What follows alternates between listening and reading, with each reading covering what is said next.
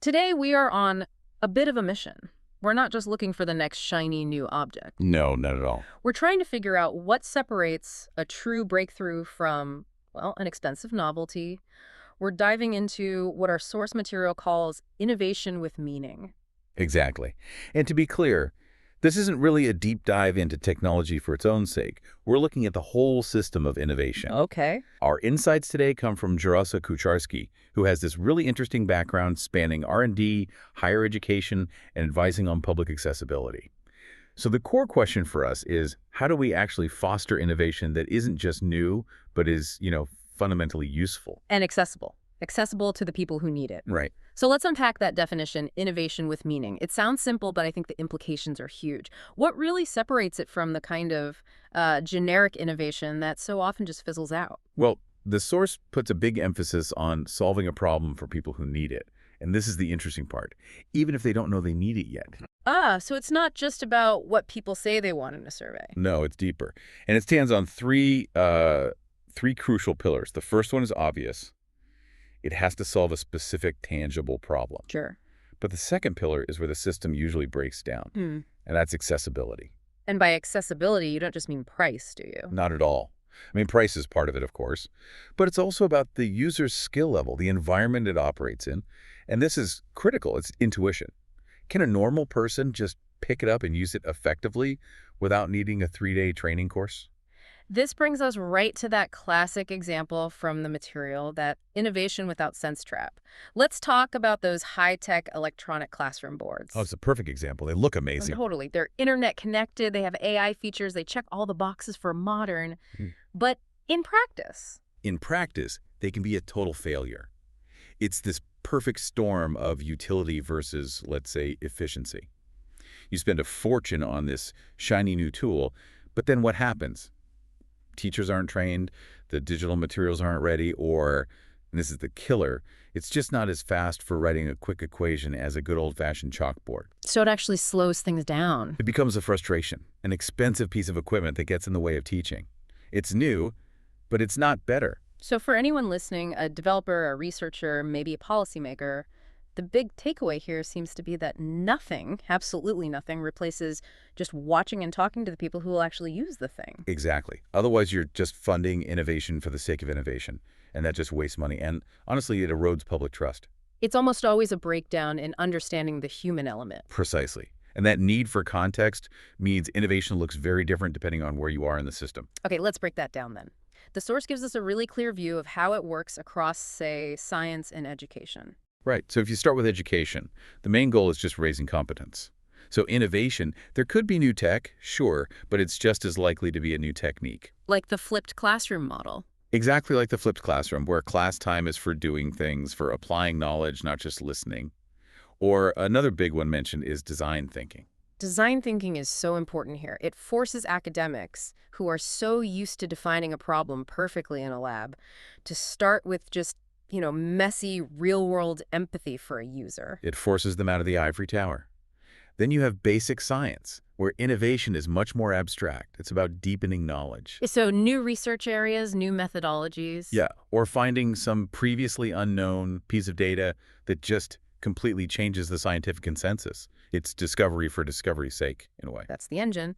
And then applied science comes in and tries to use all that. It takes breakthroughs in, say, AI or biotech and tries to solve actual problems with them. And that's where the real struggle begins. Right, because going from a cool concept in a lab to something people use every day it's a brutal path. It really is. The source lists all these necessary ingredients.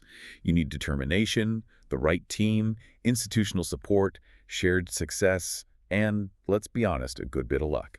But the material flags one step as the most critical and the most often skipped: needs assessment. Yes. And it's so important to distinguish this from, say, standard market research. How so? Well, market research often just tells you what people say they want.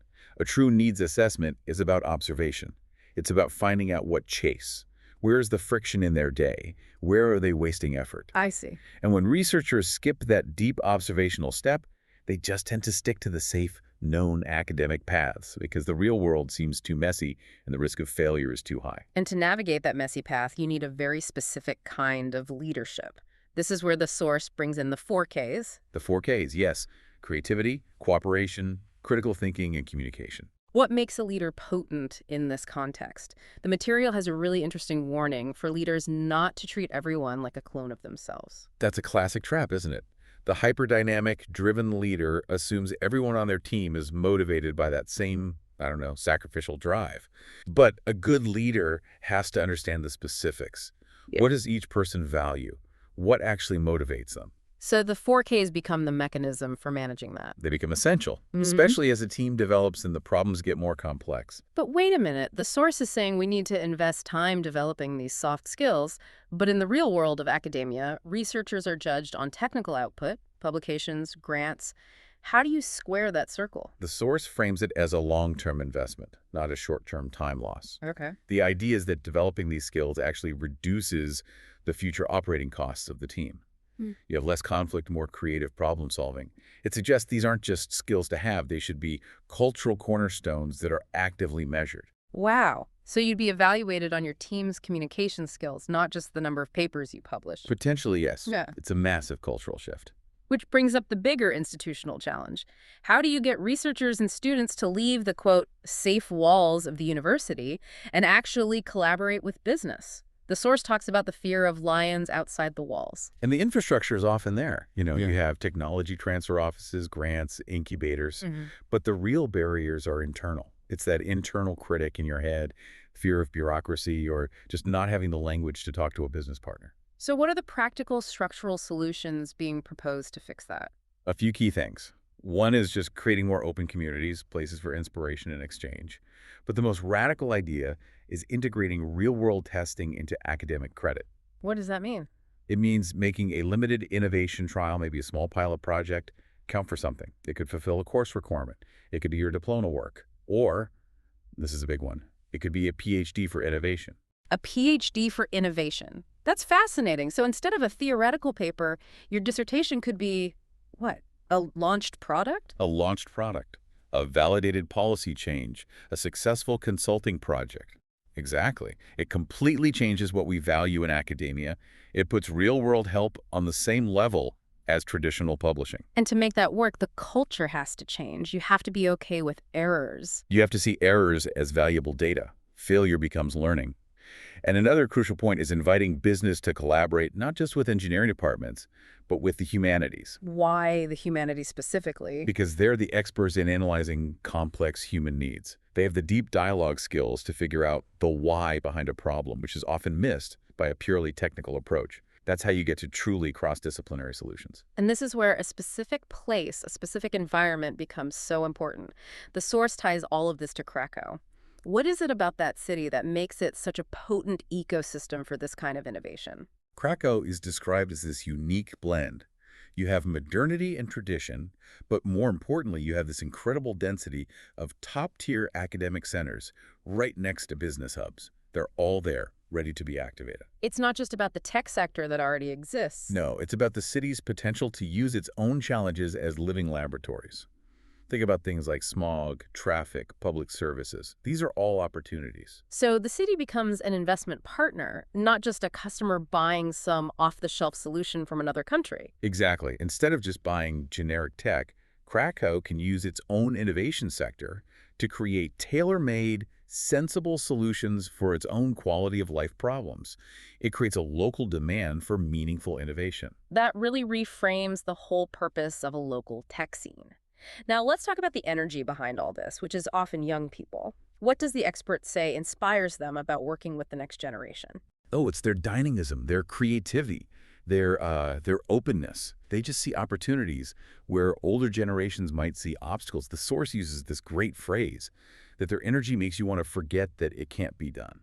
And there's a clear pedagogical goal there, too, right? It's about teaching them that errors are a form of success. Yes. Knowing what doesn't work is incredibly valuable knowledge that you've earned. The goal is to make those 4Ks, the communication, the critical thinking, just a natural, habitual way of approaching problems. It's about building persistence. It's persistence and the ability to diagnose what chafes, what's that real point of friction for people, and then find a solution that's incredibly easy for them to adopt. minimal effort. So for that young researcher or student listening right now, someone who wants to make a real social impact, what is the single biggest piece of advice they should take away from all this? The final call to action in the source is so direct. I love it. It's simply get to work, experiment, fake it until you make it. Just start. Just start. Stop planning in a vacuum and start doing. And beyond that, really understand your own personal motivation. Why are you doing this? Because you will hit roadblocks, you will fail, and that deep motivation is the only thing that will carry you through. That's a perfect summary of our journey today. Meaningful innovation isn't about a single genius idea. It's about intense observation, it's about those crucial 4Ks, it's about sheer determination, and it's about having the courage to step outside the comfort of theory and test your ideas in the real world. You have to remember that historical context the source gives us. Krakow was not built in a day. It was a process of continuous testing, of learning from errors, of innovating over time. The key is just to start now with what you have. And on that note, here's a final thought for you, our listener. If innovation really does require mastering those 4Ks, creativity, cooperation, critical thinking, and communication, which one of those are you going to focus on this week? Maybe it's challenging one of your own assumptions, which is critical thinking. Or maybe it's building a bridge to a colleague you normally avoid, which is cooperation. How are you going to move your idea from behind the wall into the world? It's time to apply those cornerstones. Thank you for joining us for this deep dive. We'll see you next time.